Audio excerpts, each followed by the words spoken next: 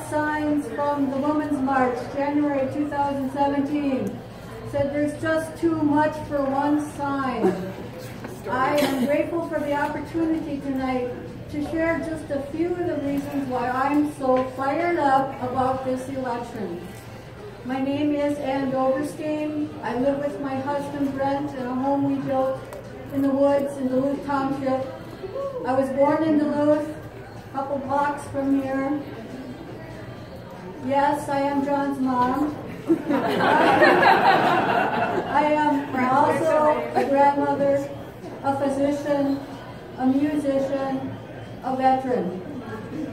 I went to medical school on a military scholarship, and that's how I ended up at Fort Benning, Georgia in the 1980s. Fort Benning, a very large base, home of the infantry, basic training. It's the place where all paratroopers train, and many paratroopers return there to retire. And that is how I ended up having as patients members of both the 101st and 82nd Airborne Divisions, World War II veterans, including paratroopers who jumped on the beach of Normandy, France during the Allied invasion in June-July 1944. And these guys were awesome. They still were complaining about the poor quality of their jump boots, about the unreliability of their parachutes. They all had wrecked knees, ankles, hips.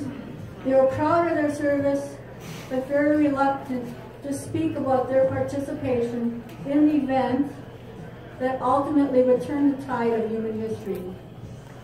Fast forward to August 11th and 12th, 2017. Angry young men are marching in the streets of Charlottesville, Virginia, waving tiki torches, brandishing Nazi symbols, chanting Nazi slogans. Donald Trump, our commander-in-chief, not only failed to condemn their actions, he said some of them were very fine people.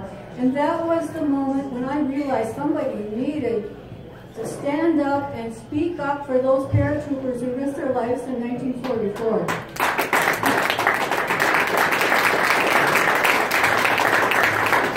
That was the moment when I decided to get off my butt, get involved in politics, and work as hard as I can to elect to office individuals who are decent, honest, ethical, and competent.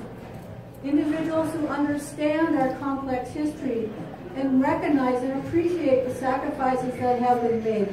Individuals with the wisdom to recognize great acts of courage. Individuals with the moral clarity to condemn great acts of evil. Yeah. Individuals who go into public service for exactly that, to serve the public, and not as an opportunity to enrich themselves, their friends, and their family. Individuals who believe healthcare is a right, not a privilege, that organized labor is the backbone of our middle class, and that clean air and water are worthy of our protection and our attention. We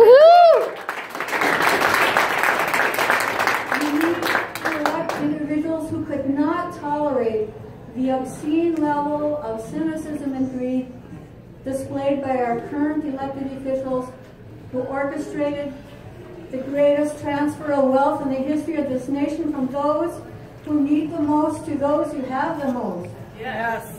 Anyone who works for the government, civilian or military, takes an oath to protect the Constitution of the United States. We need to elect individuals who not only know what's in the Constitution, they understand it's a living document, it's the very heartbeat of our democracy, that the formation of a more perfect union is a work in progress with much yet to do to ensure rights, gender, racial, economic equality for all of our citizens. Ladies and gentlemen, I have some good news and some bad news. And first, the bad news. The Republican reign of terror has gone on for too long. The good news, the end is in sight. Yeah. And one of the individuals I have been seeking is here tonight with us, and her name is Leah.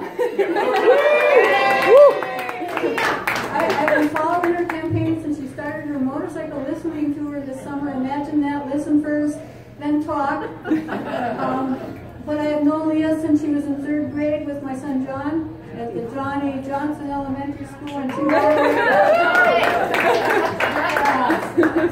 she is a natural-born leader, organizer.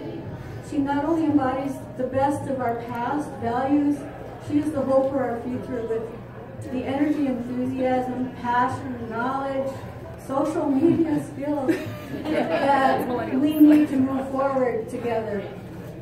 30 years ago, my old battle-tested paratroopers decided to trust me, a young physician fresh out of training.